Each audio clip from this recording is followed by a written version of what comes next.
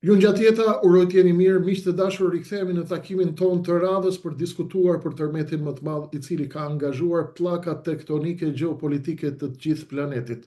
Bota është në shok. Gjithçka që ka qenë më përpara nuk do të jetë më në të ardhmen. Kemi kohë që e kemi folur këtë.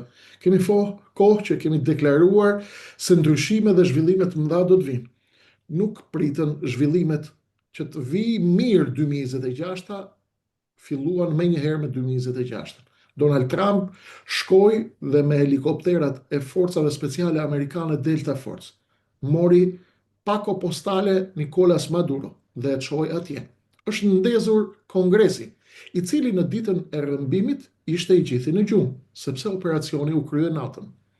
Ju këto detaje i keni dëgjuar shumë, sepse kanë folur të gjitha mediat e botës, madje edhe ato të trojeve shqiptare. Sot do të shkojmë përtej ngjarjeve, do të shkojmë përtej kufive të ngjarjes, do të shkojmë përtej limiteve të analizës, do të hyjmë atje ku hyn analiza e imët, analiza e thellë ndjes e imët dhe profesioniste, në detajet më të imta, ushtarake, të sigurisë, operacioni në nivelin gjeopolitik, në nivelin dhe në dimensionin e tij ushtarak, në dimensionin e shërbimeve të inteligjencës, në dimensionin e ndërhyrjes dhe si do të ketë ndikimet e tij, me vallëzimet, me dallgëzimet e mëdha, që do të përcjell këto dallgë dhe këto tsunami që do të përplasen në Afrikë, në lindjen e mesme, në Azinë qendrore, në lindjen e largët dhe këtu në Ballkan bashkë me Europën. Për t'i folur dhe për t'i diskutuar gjitha këto, sot kam mikun tim dhe mikun tuaj doktor Dritan Demiraj, i cili na bashkohet nga Michigani, nga Shtetet e Bashkuara të Amerikës. Mirë se u rikthyet, kolonel. Është gjithmonë kënaqësi. Kënaqësia është e imja, kolonel. Kam marrë kritika se unë nuk ju lë të flisni dhe si ju ndërpres shpejt. Do t'i bëj pyetje telegrafike të shkurtra, sepse shumë prej teleshikuesve që vinë të shumt e harrojnë që ky është një bashkëbisedim i yni dhe harrojnë që Kreshniku nuk është gazetar. Në fakt Kreshniku nuk di të bëj pyetje, Kreshniku është një bashkëbisedues i mikut vet, kolonelit. Megjithatë, unë, me që je i ftuar i ynë, do t'ju jap të gjithë hapësirën të na tregoni në detaj. Shqiptarëve, sepse jeni personi i duhur, që njihni mirë kulisat e zhvillimeve, përveç gjeopolitikës që nuk ka diskutim, njihni edhe disa dimensione të tjera me të cilat shpesh abuzohet nga fantazistët. Unë nuk guxoj atje të hyj shpesh. Kolonel, çfarë ka ndodhur në Venezuela? Ç'është ky operacion që ka shokuar botën? Ta marrim në rrafshin e mesazhit makro. Cili është mesazhi? Pastaj të hyjmë tek detajet e tjera të vogla. Urdhroni, i gjithë fusha është për ju. Ju falemderit, po do të dëshiroja edhe unë të bëja një sqarim të vogël që ne nuk jemi këtu gazetar pyetje përgjigje.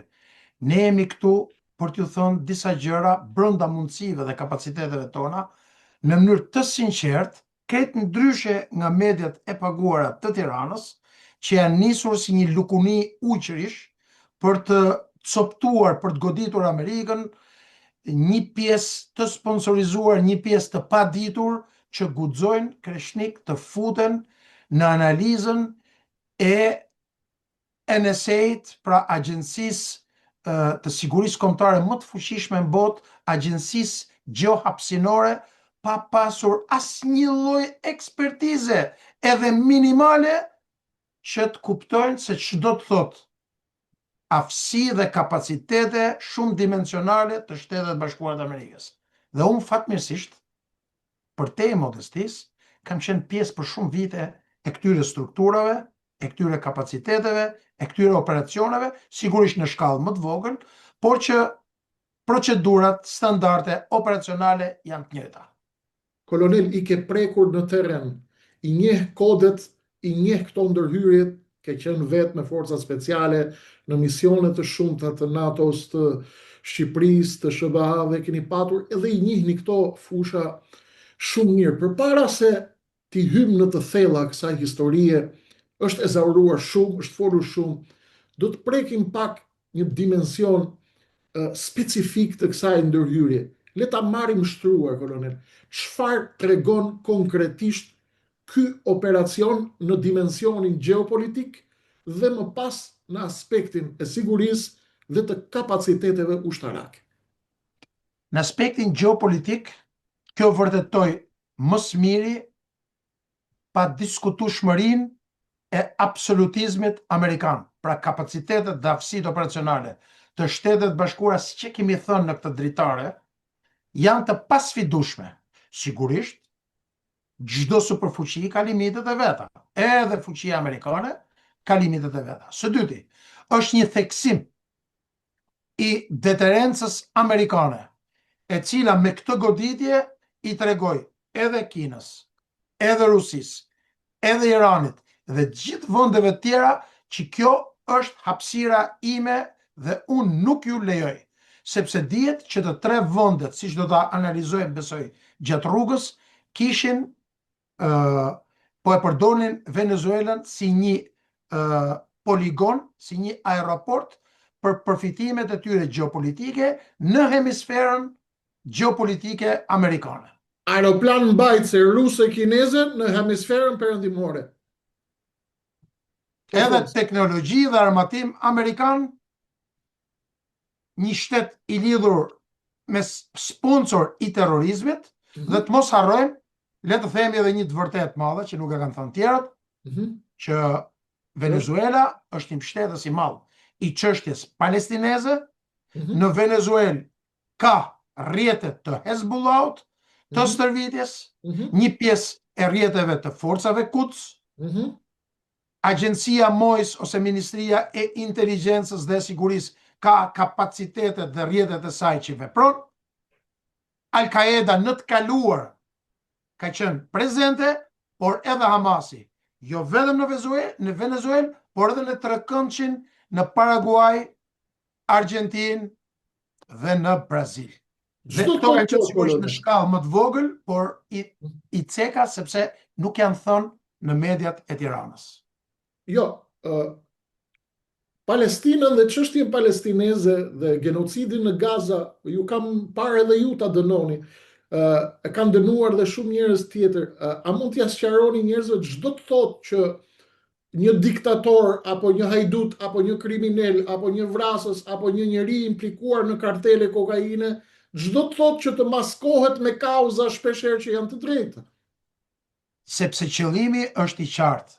Krijimi objektivi i këtyre tre vendeve ka qenë sfidimi i sigurisë kombëtare amerikane, krijimi i aftësive dhe kapaciteteve. Nga njëra anë kemi Federatën Ruse, e cila në mënyrë të veçantë nga viti 2018, po veçanërisht 24-ën dhe 25-ën, ka ngrit qendra inteligjence, qendra vëzhgimi, përgjimi, radarsh, duke monitoruar në mënyrë të vazhdueshme të gjitha lëvizjet amerikane, pra të komandës strategjike të jugore, që quhet Komanda Jugore e Amerikës, dhe të gjitha lëvizjet e saj ushtarake. Po të njëjtën gjë ka bërë dhe Kina nëpërmjet dislokimit të radarëve të fuqishëm dhe të mjeteve kundërore, të cilat janë bërë me qëllim së pari për të shfrytzuar këtë vend si një platformë për ambicjet e tyre gjeopolitike, për të sfiduar dhe dëmtuar sigurinë kombëtare, nga një anë, nga ana tjetër, për të shfrytzuar pasuritë e saj në interes të ekonomisë amerikane, në drejtim të ekonomisë amerikane, po siç e thash, pra ekonomia kineze, në mënyrë që të pamundsoj shfrytëzimin e këtyre kompanive, këtyre aseteve, të cilat në vite, dekada përpara janë zhvilluar dhe investuar nga shoqëritë amerikane. Dhe gjitha këto, bashkë me Iranin, bashkë me Hezbollahun, bashkë me lëvizjet e tjera, bën të mundur që të forconin deterencën amerikane nëpërmjet kësaj ndërhyrje.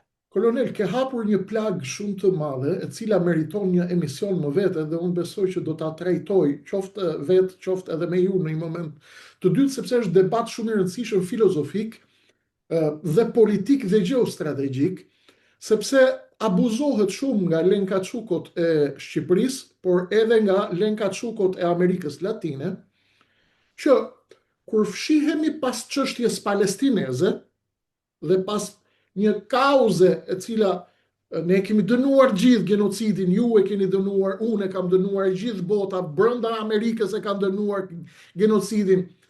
Përse ndodh, kolonel, si gënjehen njerëzit që një paçavure, një diktator, një kriminal që mund të bëjë të gjitha zezat e botës, si mund të bëhet zero ky vetëm se mbështes ka Palestinën? Ç'është ky film që luhet? Pa diskutim, është një narrative cila i shërben të gjithë qasjes që po ndiqen nga të gjithë aktorët që janë kundër politikës jashtme amerikane. Të mos harrojmë që në shtesë të asaj që thash, një pjesë e madhe e aseteve të narkotrafikut, ku Venezuela për shembull, sipas DEA-s, raporteve zyrtare, ofron 250 deri në 300 ton në vit kalojnë nga territori i Venezuelës. Të pari, së dyti, është një kompleksitet masash të fsheta të mbuluara me kopertina, si që thoni ju, kopertina të bukura, me kopertina glorioze, me kopertina të shenjta, që i shiten perëndimit, apo që i shiten lindjes, apo kur them për perëndimin, majtisëve të Shtetet Bashkuara të Amerikës, këtyre demokratëve, të cilët gjasme përpiqen për shfrytëzimin apo i shqetëson problemi i ligjeve ndërkombëtare. Po këta që kishin çuar 50 milion ndihma për të blerë prezervativ për Gazën. Po, në Gaza. 50 milion për prezervativ, ë? Po, ndërkohë që njerëzit vriteshin për tit, e s'kishin kohë ku të fusnin kokën, jo më të bënin seks atje në Gaza. Dhe ishin shpenzuar 50 milion dollar për prezervativ për popullin palestinez që mos pjedhin shumë. Po, qartë. Kemi një përpjekje... Është lojë, pra, është lojë e ngatruar. Absolutisht, kemi një përpjekje të aktorëve anti-amerikanë. Në të gjitha format për ta sfiduar dominancën amerikane, jo vetëm në detin e Kinës lindore, jugore, nga Kina, në Eurazi, në Global South që njihet, por në mënyrë të veçantë, duan ta rrezojnë Amerikën. Në Amerikën e Jugut. Dhe pikërisht kjo situatë kishte dalë jashtë kontrollit. Në veçantë gjatë administratës Biden, ku edhe Kina, edhe Rusia, edhe Irani, por edhe një grup tjetër të vonë, në bashkëpunim edhe me aktorë të tjerë, grupe militante apo terroriste, duke krijuar kushtet që nëpërmjet aktiviteteve të narkostetit, duke ofruar kapacitete, mbrojtje diplomatike, kapacitete inteligjencë, kibernetike, ushtarake nga këto tre aktorë, dhe mbrojtje politike në Këshillin e Sigurimit apo në OKB, në mënyrë që të vazhdonin veprimtaritë dhe ta sfidonin dhe dëmtonin aftësitë e Shtetet Bashkuara të Amerikës në këtë rajon. Sa më e madhe është rritja influencës kineze dhe ruse në zonat cilat janë domenin amerikan, aq më shumë dëmtohet implementimi i fuqisë së Shtetet Bashkuara të Amerikës në zonat të caktuara strategjike të globit. Pra, për ta përmbyllur këtë, se ka shumë njerëz që janë të ndjeshëm, kolonel, i rreh zemra për kauza të mëdha, për çështje të mëdha, të cilat janë realisht të mëdha, janë realisht shqetësuese për njerëzimin. Pra, mund t'ja themi njerëzve që kjo loja e kopertinës glorioze dhe me çështje të shenjta, pas tyre fshihen shumë pislliqe të mëdha, pra, agjendat të tjera. Agjendat të tjera. Okej, pra këtyre do t'u dalë boja kësaj skemës. Dakor. Kolonel, si ka mundësi që një vend me kaq shumë investime në fushën e sigurisë, nga disa vende shumë të rëndësishme të botës, mos kishte mundësi të reagojë? Çfarë po ndodh? Mos është një film hollywoodian dhe po tallen me njerëzimin, mos kanë bërë ndonjë sketch hollywoodi në një studio hollywoodi, se njerëzit po dyshojnë, kolonel, ç'është kjo Amerikë, sikur zbriti rufeja nga qielli, të hysh brenda, ju keni marrë vetë, ju keni trajnu vetë të trupa amerikane. A realizohet kjo, kolonel? Ç'është ky operacion, ç'është ky vend që ka pas kaq shumë investime të vinë ta marrin nga dhoma e gjumit bashkë me gruan pako postale? A kemi të bëjmë një film skenar hollywoodi, kolonel? Apo janë realitete të cilat ne nuk i kuptojmë, ne që nuk jemi ushtarak? Mund të marrësh edhe gjithë shtabin e përgjithshëm të forcave të armatosura të Shqipërisë, dhe të siguroj që edhe ato nuk janë gjendje ta kuptojnë këtë. Aha. Të siguroj për këtë 100%. 120%. E kuptoj. Tani, ju lutem shpjegoj. Ma lejo më lejo të fillojmë pjesë të argumentojmë. Po Absolutisht. përpara se të futem në argumentimin e kësaj, kjo vjen si pasojë, siç e thash në fillim të emisionit Kreshnik, e një paditurie të frikshme ndaj të gjithë atyre analistëve në Shqipëri, të cilët nuk kam absolutisht qëllimin e keq për t'i fyer, po kjo vjen si pasojë e pamundësisë tyre për t'i njohur të sistemet të cilat janë top secret dhe vetëm pak individ kanë aftësi për t'i njohur. Dhe fatmirësisht, duke qenë dikur pjesë e një pjese të këtyre task forcave dhe mënyrës se si funksionojnë, por edhe shumë fakteve tjera të cilat nuk janë objekti këtyre bisedave, unë do të argumentoj shkencërisht të gjithë atyre që besojnë që ky është një film, i cili nuk është as pak një film, por do të flas vetëm për aq sa kam mundësi që të flas. Spari, 16 agjensit e inteligjencës së Shtetet Bashkuara të Amerikës kanë aftësi dhe kapacitete shumë herë më të larta se sa Federata Ruse dhe Kina, cilët janë dy sfidantët kryesor të këtij rendi të ri botror, jo vetëm për sa i përket rendit në tërësi, por në fushën e inteligjencës. Për arsye sepse investimet dhe teknologjia amerikane, e cila mundson pamundësimin e aftësive dhe reagimit të këtyre sistemeve, është disa herë më e lartë dhe sigurisht këto kapacitete janë top secret dhe nuk kanë mundësi t'i zbërthejnë as t'i kuptojnë analistët shqiptarë. Së dyti, mënyra se si operon NSA në një agjensi në cilën investojnë $100 miliardë, është e pamundur për ta kuptuar analistët shqiptarë. Dhe në mënyrë të veçantë, dy agjensi, NSA dhe NGA, Agjencia Kombëtare Gjeohapësinore, e cila ka në dispozicion mijëra satelit, dhe pikërisht është aftësia e këtyre satelitëve të cilët mundsuan bashkë me NSA-n pamundsuan aftësitë dhe kapacitetet e mbrojtjes kundërajrore të Venezuelës dhe të radarëve rus dhe kines për të mundsuar afrimin, për të kuptuar ose për të paralajmëruar afrimin e forcave e 150 mjeteve ajrore, së pari. Së dyti, është aftësia jashtëzakonshme e komandës hapësinore dhe komandës luftës kibernetike, e cila nëpërmjet sulmeve të vazhdueshme bën të mundur shkputjen e dritave, të infrastrukturës, të komunikimit dhe të vëzhgimit të hapësirës ajrore, gjë të cilën e kemi parë që e ka aftësinë edhe Federata Ruse, në shumë raste e ka ekzekutuar edhe ajo përgjatë këtyre 15-20 viteve të fundit në vende të ndryshme në Poloni, në Gjermani, në 3 vendet baltike dhe jo vetëm. Dhe sfundmi është aftësia dhe kapacitete e avionëve F-22 dhe F-35, të cilët, dhe më fal, edhe avionëve F-18G, të cilët sulmuan, goditën nëpërmjet luftës elektronike përsëri këto radar. Pra është një kompleks masash i cilën e kanë të pamundur ta kuptojnë analistët shqiptarë. E kuptoj. Duke pamundsuar këto radar, edhe për shkak të një prezence jashtëzakonisht madhe në Karaibe, të mira trupave, forcave, luftanijeve, 2 aeroplan majtëse, që edhe ato në vetvete kanë pajisjet luftës elektronike për zhurmimin e radarëve.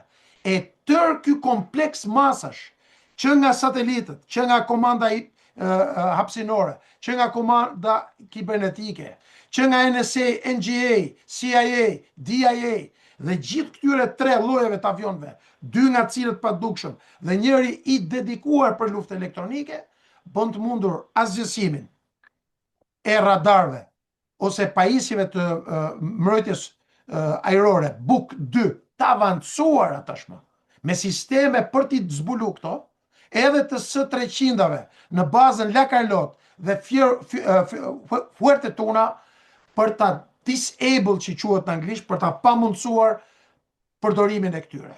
Sigurisht i gjithë ky kompleks masash është një ndërthurje kreshnik e 5 llojeve kryesore të inteligjencës, e cila spari kemi të bëjmë inteligjencën human intelligence, që është inteligjenca njerëzore, rrjetet klandestine, rrjetet e CIA-s, e DIA-s, brenda në të gjitha strukturat e shtetit, brenda presidencës, brenda pjesës politike, brenda leadershipit të inteligjencës ushtarak dhe brenda gardës deri tek bodyguardët e Madurës. Së pari. Së dyti, inteligjenca gjeohapsinore, e cila mundson kontrollin e gjithë veprimtarive të komunikimit, të lëvizjes, të radarëve, të aftësive dhe kapaciteteve të ushtarake të Venezuelës. Së treti, image intelligence, inteligjenca imazhore, e cila në kohë reale, 24 orë, nëpërmjet vendosjes së satelitëve në orbitën e ulët, duke kontrolluar të gjitha lëvizjet e strukturave ushtarake dhe të sigurisë.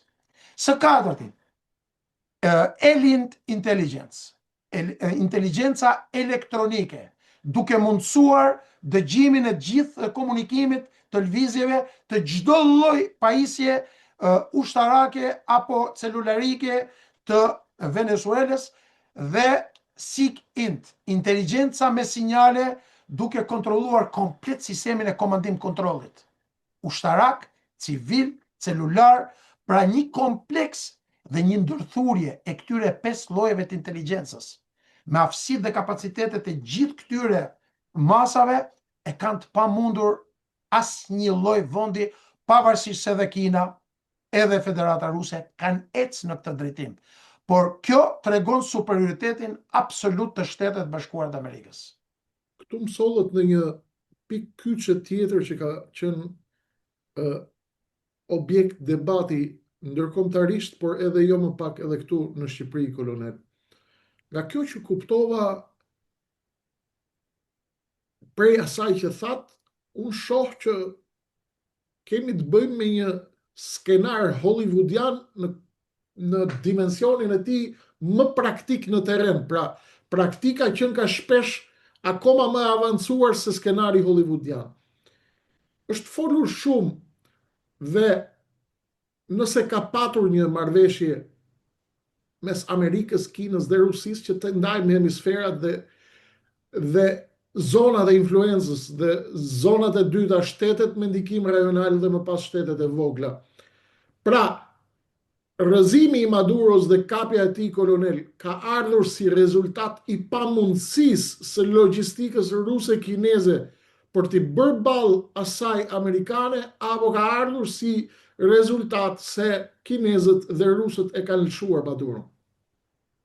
Absolutisht as kinezët, as rusët nuk e kanë lëshuar Maduron në analizën time, por kemi një të vërtet, kjo që sa po thatë ju, pa diskutim që në nivel makro kemi marrëveshje midis Trumpit, Xi Jinpingut dhe Vladimir Putinit, dhe do duhet që ne të ishim komplet të pasinqert me dëgjuesit, nëse do të thonin që nuk është e vërtet.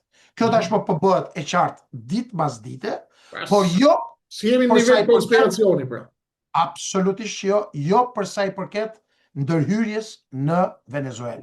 Ndërhyrja në Venezuelë, forcimi i lidhjeve të Federatës Ruse, Kinës, Iranit, ishte një sfidë e drejt për sigurinë kombëtare amerikane, ishte një sfidë e komandantit globit, të cilin Amerika, më në fund vetëm një president me vizion si presidenti Trump, edhe me guxim, do t'i sfidonte në këtë nivel. Në pikpamjen e ligjit ndërkombëtar, po është e vërtet që është shkelje e ligjit ndërkombëtar, por ama më i rëndësishëm se sa ligji ndërkombëtar për Shtetet e Bashkuara të Amerikës është siguria e tyre kombëtare dhe mbizotrimi i zonave të tyre të influencës, gjë të cilën në nivel mikro ishte u shfaq në mënyrë brillante nga ana juaj në një video që bët dje për Ballkanin Perëndimor në lidhje me komunistët e Shqipërisë dhe të Kosovës, të cilët deklaronin edhe kur dilja që flisja unë që bëja thirrje për të mbështetur Trumpin, sepse nuk ka shanse që Amerika të largohet nga investimi në Ballkanin Perëndimor, Do që vinë t'ja Trumpi dhe do shesi Kosovën, tha, mos guxoni. hapësirës ruse dhe kineze nëpërmjet këtyre ramadurove dhe sorristave, të cilët me të vërtet ju kujtohet Ballkani hapur, ju kujtohet kur administrata e kaluar ja dha komplet Shqipërinë dhe vendet përreth. Ja falën Serbisë dhe këtë e bën nëpërmjet Ramës. Po, Dhe Rama si mbështet si mall. Rama dhe disa drejtues të tjerë të Kosovës, të cilët ishin gati për dhënë territore në shkëmbim të qëndrimit. e kurse Trumpi do shesi Kosovën, Trumpi. Po pra do shesi Kosovën. Do shiste Kosovën Trumpi dhe kemi qenë në çdo rast në mbështetje të narrativës që nuk ka asnjë shans që Amerika të largohet, sepse ne për te modestis i njohim këto kulisa deri në detajet më të vogla dhe kemi informacione për shkak se jemi pjesë e kësaj politike e cila është politika që Shqipëria do të ketë vetëm një orientim, boshtin euro-atlantik, por në mënyrë të veçantë marrëdhënien strategjike me Shtetet Bashkuara të Amerikës, më të fortë se me të gjithë tjerët së bashku. Kolonel, ka patur zhvillime të mëdha dhe ajo që unë kam thënë vazhdimisht është se kjo që ka ndodhur në Venezuela nuk është fundi, kjo është vetëm fillimi i diçka e të madhe që po vjen. Ka shumë zhvillime që do të jenë. Nëse do të flasim për mësime, kolonel, e gjithë bota, të gjithë ekuilibrat gjeopolitik, të gjithë shërbimet sekrete të planetit, të gjitha ministritë e mbrojtjes së planetit e kanë analizuar me skaner bërthamor atë që ka ndodhur në Venezuela. Mendoni se kaq mësime të nxjerra, cilat ishin mësimet e nxjerra nga ky operacion kaq kompleks në Venezuela dhe me ndikim kaq të frikshëm në gjithë globin? Spari do të them ekskluzivisht për ty në këtë dritare. Ju falenderoj. Dy informacione që nuk ja thënë askund. As në mediat ndërkombëtare mendoj unë. Unë të paktën ta kam informacion drejt për drejt. Ministria e Sigurimit të Shtetit dhe Ministria e Mbrojtjes Kinës ka dhënë urdhër urgjent të analizohet në detajet më të vogla ajo që quhet si lessons learned, pra mësimet e nxjerra nga mënyra se si u ekzekutu kjo operacion, që nga faza e planifikimit, ekzekutimit, aktorëve, faktorëve, strukturave, agjencive, forcave, niveleve të inteligjencës, pra të siguroj që këtë operacion unë do ta kthej në një libër në të ardhmen. Do të bëj një libër për këtë operacion. Këtë ndryshe nga ato narrativat dhe njëjtën gjë dhe Ministria e Mbrojtjes e Federatës Ruse bashku me 3 agjencitë e inteligjencës. GRU-n, FSB-n, SVR-in, të cilat i kanë njerëzit.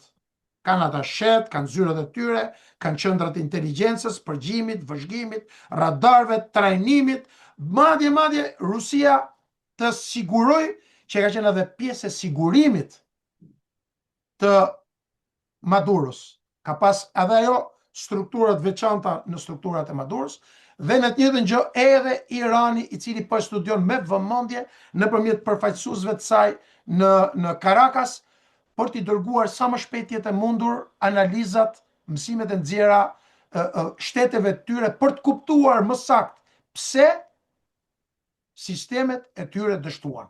Është e qartë pse sistemet e tyre dështuan, pjesërisht është e qartë, por do të duhen detaje të vërtetuara shkencërisht se si u anashkaluan me radhë të gjithë këto sisteme.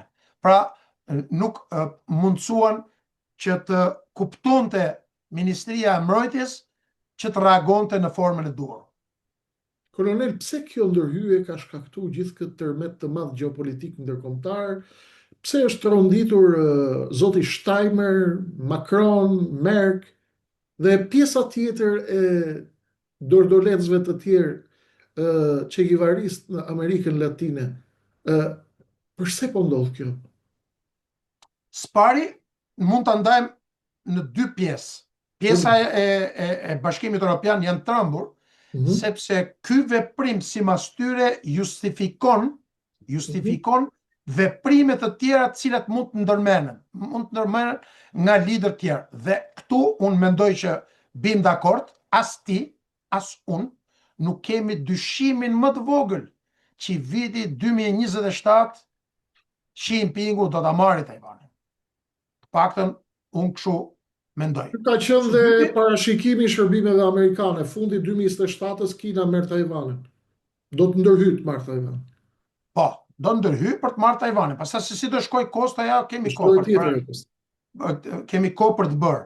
Po. Ndërkohë që Federata Ruse është deklaruar që unë do të mbështes me të gjitha mundësitë dhe kapacitetet e mia pushtimin e Taiwanit, duke pamundsuar ndërhyrjen e Japonisë. Nuk besoj se do të guxonte Japonia të futej, nëse këto dy fuqi plus Korea e Veriut plus aktorë tjerë do të bashkoheni në këtë. Së dyti, për sa i përket këtyre liderëve të Amerikës Latine, janë të trembur kreshnik, sepse që nga komunisti Lula da Silva i Brazilit, që nga presidenti i Kilit, që nga presidenti i Perus, por edhe presidentet e tjerë këtyre vendeve të vogla, Nicaragua, Ekuadori e me radhë, janë pjesë e këtyre trafiqeve. Qeveritë e tyre janë të përfshira në trafiqet e drogës, një pjesë e madhe të cilave ka shkaktuar, përfshi këtu edhe Meksikën, ka shkaktuar dëme të jashtëzakonshme. Kemi 250.000, 300.000 të vdekur në Amerikë çdo vit, vetëm nga fentanili, nga kokaina, nga kanalet e rrjeteve të drogës për narkoshtetit të këtyre vendeve, që do të thotë 250.000, 300.000 të vrarë është edhe kjo pjesë e strategjisë Kinës, e cila nëpërmjet shërbimeve sekrete, nëpërmjet futjes investimeve infrastrukturore dhe të sigurisë, komunikimit, rrugëve, porteve, aeroporteve në këto vende, kontrollon një pjesë të këtyre grupeve duke investuar dhe duke mbështetur dërgimin e fentanilës, sepse duke shkatruar nga brenda Shtetet e Bashkuara të Amerikës. Asnjë konflikt i viteve, i dekadave të fundit nuk ka shkaktuar çdo vit 250.000, 300.000 të vrarë në vit. Atë që shkakton droga. Dhe me shumë vizion presidenti Trump në 3 nga pikat shtyllat kryesore të strategjisë sigurisë kombëtare, e ka thënë, e para është lufta kundër drogës, e dyta është kontrolli i kufive, sepse nëpërmjet futjes kufive futen edhe njerëz të cilët në një moment, siç e thatë ju në një emision dje, mund të aktivizojnë veprime subversive brenda Shtetet e Bashkuara të Amerikës në rast të një konflikti botror, dhe së treti Kina, cila është bërë pa kontrollueshme, dhe largimi i Madurës nuk është se e dëmton rënd Kinën, po sigurisht e dëmton pjesërisht, sepse i pamundson marrjen e naftës, i pamundson që të ushtrojë, të vazhdoj investimet dhe shfrytëzimin e burimeve minerale në një zonë të rëndësishme gjeopolitike të Shtetet Bashkuara të Amerikës, dhe pastaj edhe këto pjesët e tjera që i tham pak më lart. Qartë. Besoj, kolonel, se e keni shtjelluar mirë këtë pjesë dhe shumë ke heq shumë perde nga shumë prej shpjegimeve apo shumë nga situatave që janë krijuar, me cilat janë bombarduar njerëzit nëpërmjet informacionit shumë për Venezuelën. Në Shtetet e Bashkuara të Amerikës ka patur është ndezur flak Kongresi, do shkoni me leje, do shkojmë pa leje. Sot administrata Trump i ka thënë Kongresit, ne do shkojmë pa leje ku të shohim që ka rrezik. Chuck Schumer, kryetari i pakicës në Kongres të majtës, është ngritur fort, ka folur fort. Bernie Sanders ka folur shumë, dhe gjithë këta skifterët e të majtës. Operacioni i Venezuelës dosjen thaja ka lënë Rubios, sekretarit Rubio dhe J.D. Vance. Dhe tha do të shkojmë, do të hymë ku të duam ne, sepse zonja Rodriguez, Trump e ka konsideruar si të zgjedhur nga të njëjtat zgjedhje që kanë prodhuar kartelet, pra thot, të Maduros. Dhe nga momenti kur tham morëm Maduron dhe nuk kemi më synime të rrëzojmë qeverinë në Caracas, erdhëm në momentin ku Trump po thot qeveria duhet largohet dhe duhet të vijë një qeveri tjetër. Për ndryshe, këtë zonjën do ta marrim me helikopter si Maduro. A mendoni kolonel, The Wall Street Journal kishte një raport sot të shërbimeve sekrete amerikane të cilat thonin se duhet të gjejmë një periudhë tranzicioni të merremi vesh me Rodriguezin në mënyrë që t'i japim kohë këtij tranzicionit politik dhe zgjedhjeve të ardhshme. A do të hyjnë amerikanët, mendon, me versionin agresiv për ta larguar Rodriguezin, apo do të bëjnë një paqë të përkohshme me tranzicioni, apo mos është kjo ajo që e ka shitur Maduron dhe janë marrë vesh me këtë? Jo, unë besoj që mesazhi i këtij operacioni ishte i qartë. Ne vim, futemi, ju marrim, dalim, pa ju dalë gjumi ju.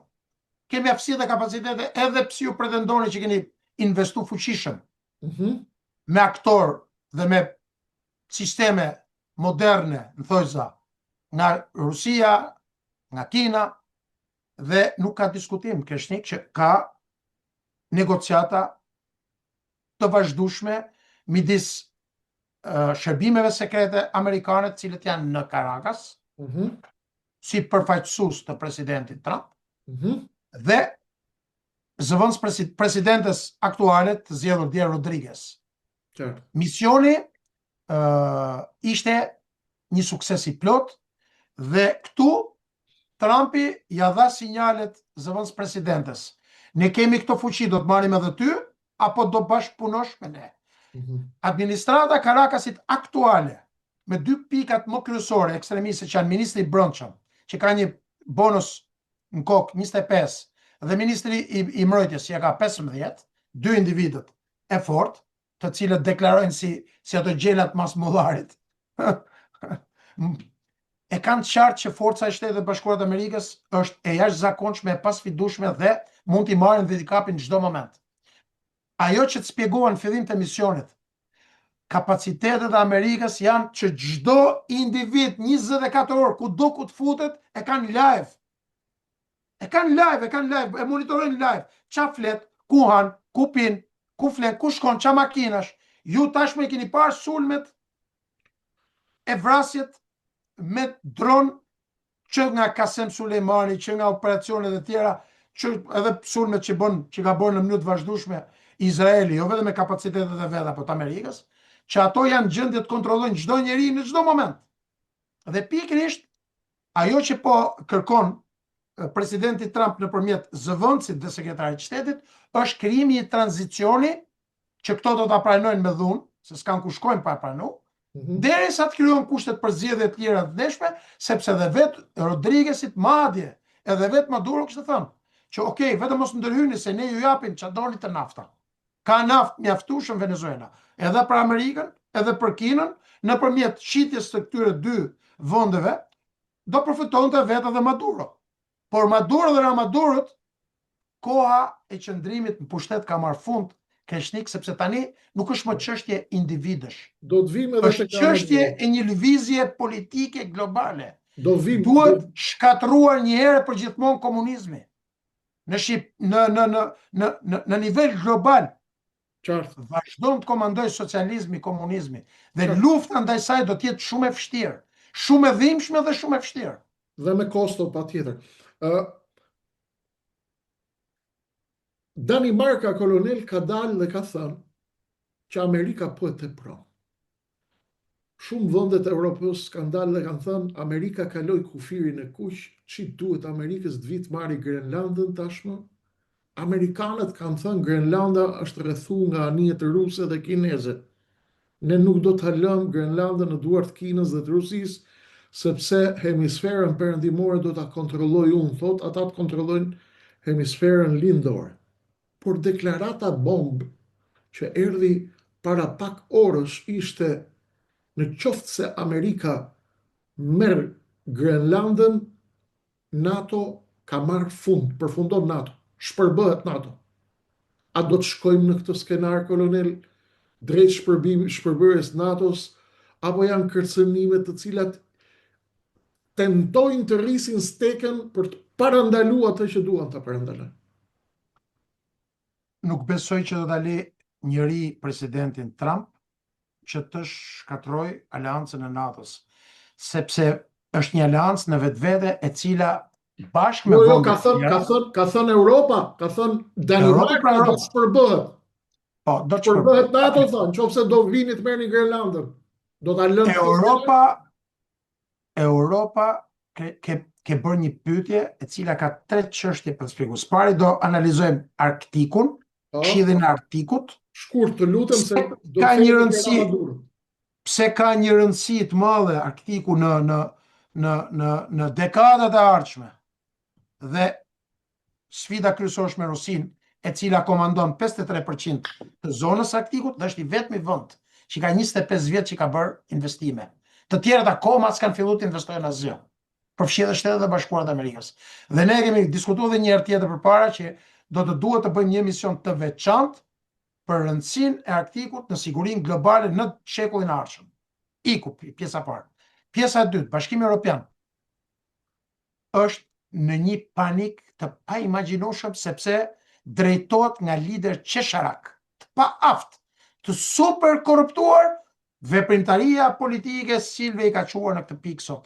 Janë në panik total kreshnik, se nuk kanë as naft, as gaz, as minerale, as lëndë para, dhe pavarësisht se bërtasin, do krijojmë këtë, do krijojmë atë, dhanë 90 miliard që nuk i kanë fare, siç ta thashë në fundit, u vërtetu brenda javës, që nuk i kishin, do t'i merrnin borxh për t'i quar Ukrainës, ndërkohë që borxh do futen dhe taksat e këtyre 90 miliard dollarëve do t'i paguajnë taksa pagusët.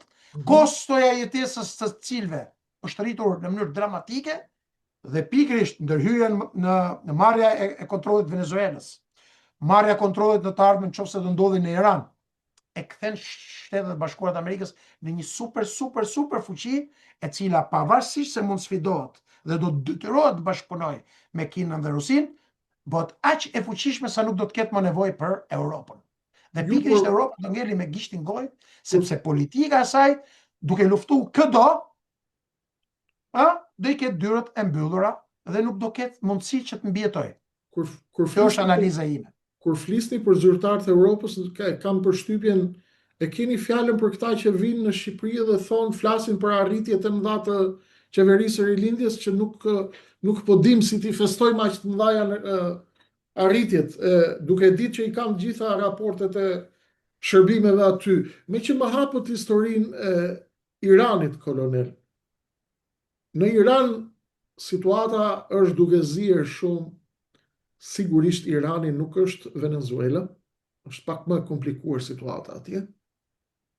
A mendoni që amerikanët do të godasin dhe është bërë pakti tashmë Netanyahu Trump për të goditur Iranin, pasi dje ka dalë edhe ish kryeministri izraelit Yair Lapid, i cili mbështeti takimin e Netanyahus me ushtarakët dhe me sa duket bën planin për të godit Iranin. Do të goditet Irani, kolonel, apo mendoni që do ta shtyjnë dhe jemi në retorik kërcënuese në mënyrë që Irani të lëshoj për programin bërthamor?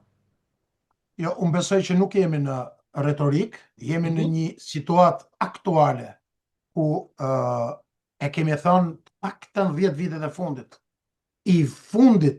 Vendi vetëm dhe i fundit që i ka ngel Netanyahu për ta bërë cop lindjen e mesme, dhe lindja e mesme ka hyrë në këtë fazë, që nga Somalia, që nga Jemeni, që nga Sudani, që nga Libia, që nga Libani, e thash Libanin, Siria, Iraku, s'fundmi ka ngel vetëm Irani.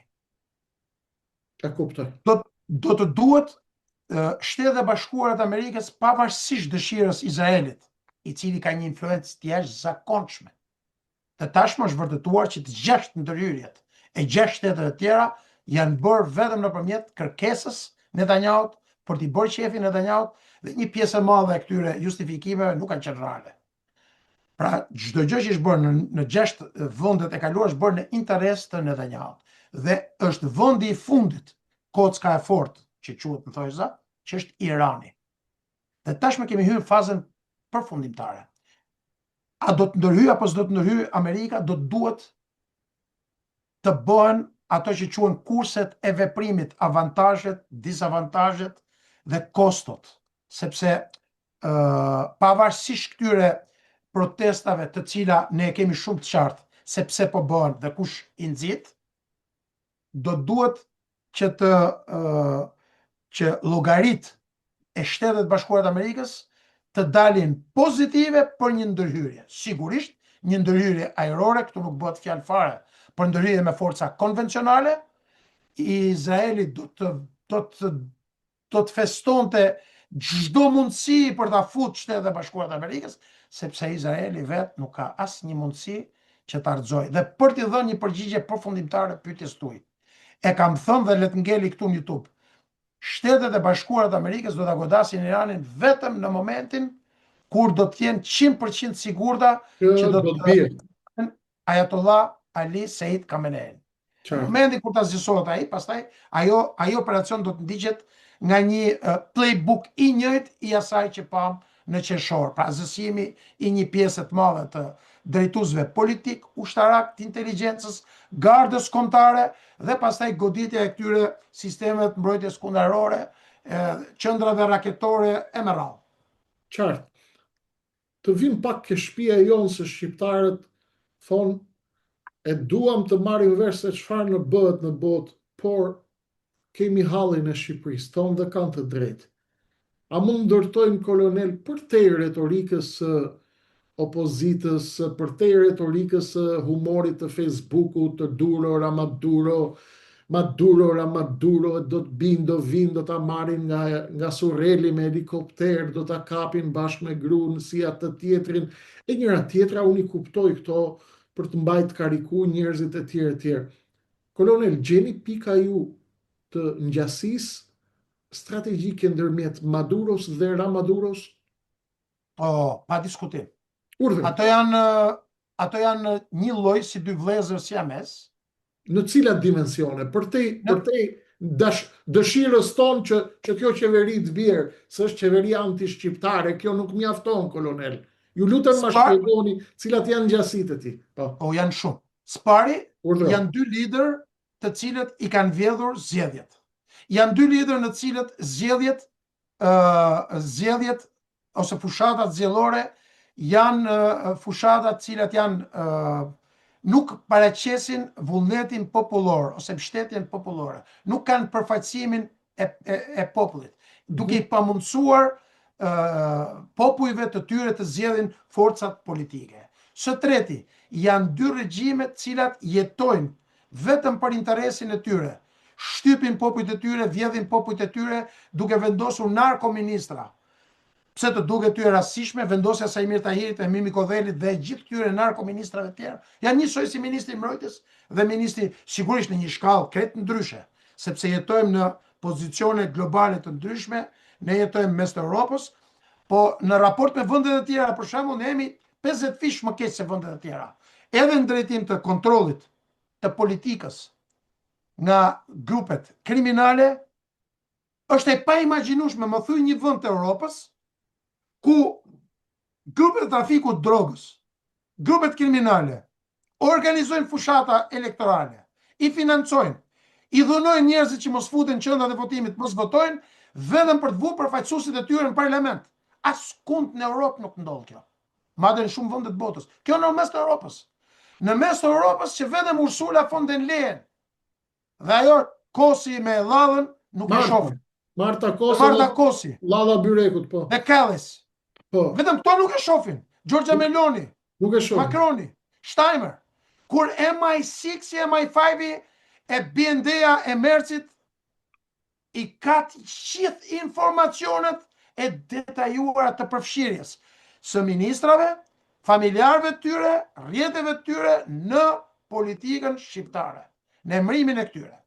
Ngjashmëri tjetër është përfshirja e njerëzve që mbështesin këto regjime, qoftë regjimin e rilindjes, qoftë regjimin e Maduros, në trafiqet e drogës, sepse trafiku drogës kreshnik ofron përfitimet jashtëzakonshme financiare, një pjesë të cilave ju jepet ministrave, një pjesë e cilave shërben për të bler influencë, për të bler këto gënjeshtrat e Brukselit, edhe të këtyre shteteve të vendet tjera perëndimore, por në të njëjtën kohë edhe për ta shtypur popullin, për ta bler popullin, për ta bler në zgjedhje, por edhe për të projektuar forcë. Pra ka një ngjashmëri të madhe. Tjetër, një pjesë e madhe e bizneseve që në fru me kopertina falco perëndimore i kanë burimet në Rusi, në Kin Kreshnik. Dhe këtë nuk e lejon më Shtetet e Bashkuara të Amerikës. E ka përcaktuar në strategjinë e sigurisë kombëtare të dhjetorit 2025. Kjo është zona ime gjeopolitike dhe unë këtu nuk lejoj as Rusin, as Kinën, as një aktor. Qeveria e Edi Ramës, siç e keni parë nëpërmjet që s'po përmend emra unë këtu tani, lidhje të frikshme me Kinën, me Rusin, me vende tjera antiperëndimore, duke bler influencë në Washington DC, përfshirë deri në nivelet më të larta te McGonigal, i cili paguaj dhe ishte në krye të strukturave për të luftuar ndërhyrjet e lobeve ruse në Shtetet e Bashkuara të Amerikës, por edhe kineze. Dhe pikërisht ky paguaj nga Deripaska dhe nga Duçka i kinezëve. Kjo është ngjashmëria dhe frika e tmerrshme e Ramadurës. Është goxha i trembur, por Lenka Çukut e mediave të Shqipërisë, kolonel, të gjitha mediat e Beogradit në Tiranë janë hedhë në një super sulm. Në të çdo televizor, në çdo portal kryesor, jo ky idioti, jo ky ajvani, jo ky që po na prish botën rendin ndërkombëtar, ju lutem shumë, ligji botror, këta hajdutët, këta perversët, këta të orgjive, këta të kokainës, këta që nuk kanë lënë zez pa bërë, marrin pozicione kështu me kollare, me të artikuluar sakt, flasin si Rama, duke bërë, duke parë, duke vlerësuar, duke komanduar, e imitojnë atë në çdo lëvizje. Momentum. Kjo është latina, momentum, espanjol, komandante Che Guevara, të gjithë, ka shumë komunist pas ka patur këtë vend, o kolonel. Si po ndikojnë këta, do ndikojnë këta Lenka Çukut që kanë dalë në për televizione të analizës që ta mpin, ta drogojnë këtë popull edhe ta mashtrojnë edhe një herë për imperializmin ndërkombëtar që po lufton internacionalen? Është e paimagjinueshme, e rrezikshme, e papranueshme dhe jashtëligjshme kjo fushat që po bëjnë mediat e Tiranës, edhe një pjesë e mediave në Prishtinë, që janë bashkë, sepse mediat e Prishtinës ju e dini që i komandon, i financon komplet Serbia. Patjetër. Qoftë nga Vučići, qoftë Maqedoninë e Veriut, qoftë në Malin e Zi, qoftë në Republikën Srpska. Bravo i qoftë vetëm slovenëve dhe kroatëve, që janë komplet pavarur. Është e organizuar nëpërmjet zyrës së Ramës. Kurti, shoku Kurti, kujdes, çfarë thot koloneli? Të gjitha mediat e Prishtinës komandohen nga Beogradi, zoti Kurti. Përshëndetje, vazhdo punën. Zoti Kurti duhet marrë ca kthesa, sepse do merremi edhe me zotin Kurti, se e kemi mbështet shumë. Tashmë, prandaj unë të kërkoj falje që ndërpreva kolonel. E kemi mbështet në mënyrë të vazhdueshme, po do duhet që edhe zoti Kurti të bashkëpunojë me ne. Unë ju kërkoj ndjes, kolonel, që ju ndërpreva, po ne vllaznia nga Kosova na ndjek masivisht, nga Maqedonia e Veriut, ndaj unë ju ndërpreva dhe i thash, Albin, vëlla, koloneli po thot mediat e Prishtinës të gjitha kontrollohen nga Beogradi, dhe kur themi media do thot e gjithë narrativa, action, Albin, për ndryshe do ndryshoj loja. Kosova, Kreshnik është zemra e shqiptarisë dhe zemra jonë. Dhe pikërisht është ky momenti që i gjithë kjo mbështetje që ne kemi dhënë Albin Kurtit, Shtetet Bashkuara të Amerikës, edhe një pjesë të mediave, ndërkohë që të gjithë narrativat e mediave që nga kanë Kosova dhe gjithë medet e tjera, cila financohen nga burime të jashtëligjshme, siç ja thash, kanë qenë kundra Kurtit. Tashmë populli ja dha mbështetjen, ja dha. Kurti tashmë duhet bashkëpunojë me të gjithë, përfshi edhe ne, në mënyrë që të jetë edhe më i suksesshëm në vitet e ardhshme. Tani për t'i kthyer përgjigje pyetjes tuaj. Është e paimagjinueshme,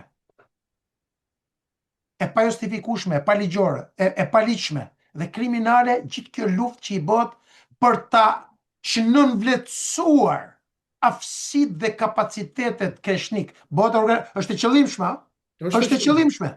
Pra ne nuk jemi konspiracionist. Të forca të ushtrisë dhe të sigurisë kombëtare të amerikane, pra që çdo gjë thoshte një dordolec dje, domethënë si ka mundësi kalojnë helikopterët, sepse nuk kanë mundësi për ta kuptuar që helikopterët kalojnë dhe sistemet e komunikimit venezueliane janë të ngrirë nga komanda hapësirës apo kibernetike e Amerikës që po vijnë për të tërheqë Maduron. Kupton? Qartë. Po vim, janë helikopterat që po vim të tërheqim sepse po sulmohet nga Amerika dhe ne po vim. Ndërkohë helikopterat kanë Delta Force. Është regjimenti 160 dhe nuk kanë aftësi dhe kapacitete për të kuptuar se ç'a janë Chinooket dhe Black Hawkët e regjimentit 160 të operacione speciale aerore, me të cilat ne kemi operuar shumë herë, mos ta harxojmë kohën me ta. Për të kuptuar se si ato veprojnë pa zhurmë, se si ato afrohen në fshehtësi, se si ato kanë mundësi, kanë radar, për t'ju shmang radarve, për t'ju shmang për t'u afruar në objekt, dhe për aftësitë e paimagjinueshme që ato kanë në drejtim të stërvitjes për t'u përballur në luftime në close quarters battle, që janë këto luftimet në distanca brenda objektivave, e kanë të pamundur. Dhe e gjithë kjo media e organizuar, e prime time-it, bëhet vetëm me qëllim për të tërheqë vëmendjen, për ta nxjerrë Amerikën si vend që shkel, si vend jo demokratik, si vend që shkel të drejtat ndërkombëtare. Rrugeçër që kanë dalë me kokën brezë dhe bam. Ndërkohë që këto hajdutër po i pinë edhe gjakun e fundit.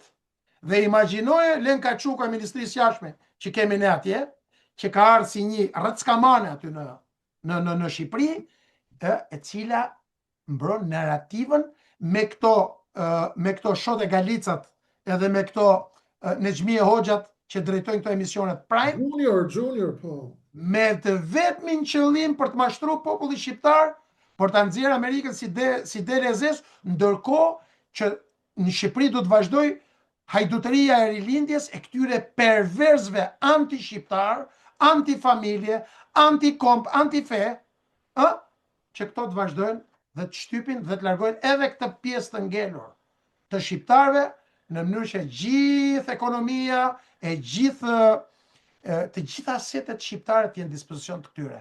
Janë të tmerruar dhe nuk shpëtojnë kësaj rradhe kështik. E kuptoj, kolonel. Maduro di shumë, kolonel. Di shumë, dhe unë kam bërë një video dje ku kam shpjeguar disa nga arsyet pse amerikanët e duan Maduron, di për lidhjet e rivalëve të Amerikës me grupet dhe me kartelet e drogës, Deripaska, Duçka, me Goni Galdosi, është e hapur në Amerikë. Timi pak më realist me shqiptarët, kolonel, të cilët presin komandot e Delta Forcës të vinë në Surrel dhe t'i shpëtojnë ata nga regjimi. Për te i kësaj retorike që të bënd të qeshësh dhe të sigurisht ka efektin e saj, sa shqiptarët janë të etur që të largohet ky kartel dhe sa të pafuqishëm janë ata për të bërë diçka për të rrëzuar këtë kartel të Tiranës. A mendoni, kolonel, se do të vi fortuna edhe këtu në Ballkan, Vučići është i terrorizuar? Ky në Tiranë e ka kap heshtja strategjike. Jared Kushner ka tërheq projektin e Sazanit dhe projektin e Beogradit. A do të vi stuhia në Ballkan apo çfarë? Absolutisht, ne kemi paralajmëruar të parët dhe e kemi thënë të parët. Nëse të kujtohet që 90 ditë që i punë dhe me njëherë masi kemi dalë, ne kemi bërë 2-3 analiza, kanë filluar pastaj gjithë doli edhe kjo e Kongresit e Senatit, ndërkohë që ne e lajmëruam përpara se të publikojë, dhe e tham, sepse ne kemi bërë një marrëveshje me këto ndjekësit tanë cilët ne i respektojmë pafund. Do jemi të sinqert në çdo gjë që themi. Ne nuk kemi pjesë e asnjë agjende, absolutisht kemi pavarësi strategjike, flas edhe për vete, edhe për ty, dhe jemi këtu në një dritare modeste, e cila po rritet çdo ditë, vetëm në saj të vërtetësisë së këtyre që themi. Dhe ajo që kemi thënë ne, dhe me ngjarjet që kanë ndodhur më mrapa, dhe ne sigurisht nuk i themi gjërat kot, të du ta kuptojë çdo kush. E kuptoj. Janë të tmerruar dhe filluan duke na kuptuar narrativën. Madje, një drejtues shumë i lartë i një partie opozitare, të cilën nuk do ta them, më tha të falenderoj shumë, tha, Dritan, sepse tashmë çdo gjë që keni thënë ju tek ajo dritare e ati tjetrit, sepse nuk donte të përmendte emrin tuaj, po bëhet tashmë realitet dhe po vërtetohet çdo ditë e më shumë në saj edhe të sinjaleve dhe informacioneve që po vijnë nga Washingtoni. Sigurisht që nuk do të ketë një sulm në Currel me Delta Force, nuk ka arsye, tashmë sasia e masave, sasia e informacioneve dhe e dosjeve të përfshirjes paligjshme të Edi Ramës në të gjithë domenin, qoftë kombëtar, rajonal apo ndërkombëtar, është e pafundme. Investimet, përgjimet, dosjet dhe informacionet agjensive të inteligjencës, të gjitha janë në Washington, dhe është krejt e lehtë, mjafton që ai të ftohet siç do të ftohet. Dhe ne jemi të parë që kemi thënë që do të vijë. Që do të ketë një vështirë në fund të janarit. Askush tjetër nuk e ka thënë para nesh. Që do të ketë një vizitë të vështirë në fund të janarit. Një vizitë të vështirë, dhe do të krijohen kushtet për një qeveri kalimtare, përse jemi të parë që kemi thënë. Dhe mas nesh kanë fillu ta shtojnë, dhe rastësisht ftohet këtu tani edhe një profesoresh nga Londra, e cila pa diskutim e di gjithë bota, që të paktën 4 vitet e fundit, Rama me librat e saj e ka promovu, e ka prezentu dhe promovu në të gjitha kryeqytetet e perëndimore. Keni fjalën për zonjën Lea Ypi, filozofen dhe profesoreshën e marksizmit në Londër. Kolonel, unë mendoj që zonja Ypi është bërë objekt bisede dhe debati të madh sot në Shqipëri, se për çfarë ka ardhur, kush po mendoj ti caktojmë një moment të dytë, nuk besoj jemi në fund të minutave, në limit të minutave, por të siguroj që ne do të merremi jo me zonjën, se zonja ka punën e vet, ne nuk ofendojmë një as shajm. Po nuk e njoh fare, un kam respekt për pjesën akademike të saj, kam respekt. Un nuk e di fare. Është e padiskutueshme që është vegël, është një person i cili ka 4 vite që përgatitet nga Rama për kryeminist, dhe unë të them me përgjithësi më të madhe që kam 4 vite që e di këtë. Nga njerëzit më të afërt të Edi Ramës. E kam të shkruar në status, patjetër, edhe unë e kam të shkruar, edhe ju e keni thënë para 4 viteve, që një nga njerëzit që do të vi është zonja Ypi. Çfarë garancie gjen Rama tek kjo zonjë, kolonel? Mos ndoshta lobi ndërkombëtar apo internacionalja është ajo që i ka çuar radarët tek një zonjë akademike, që për hir të vërtetës bijem apo nuk bijem dakord me të, jemi në një linjë me të ideologjikisht apo jo, ajo është një personazh i përgatitur, ajo është një ideologe, është një filozofe, dhe me të debatin do ta bëjmë pa diskutim filozofik dhe politik, kur t'i vi momenti dhe do të merremi me këtë zonjën, pavarësisht se ajo ka thënë dje që kush më nxorri mu këtu, historia e ime thash si puna e Big Brotherit, tha. Pra po e merrte duke 4 vjet që e dim ne këtë. Absolutisht, dhe kemi të shkruar.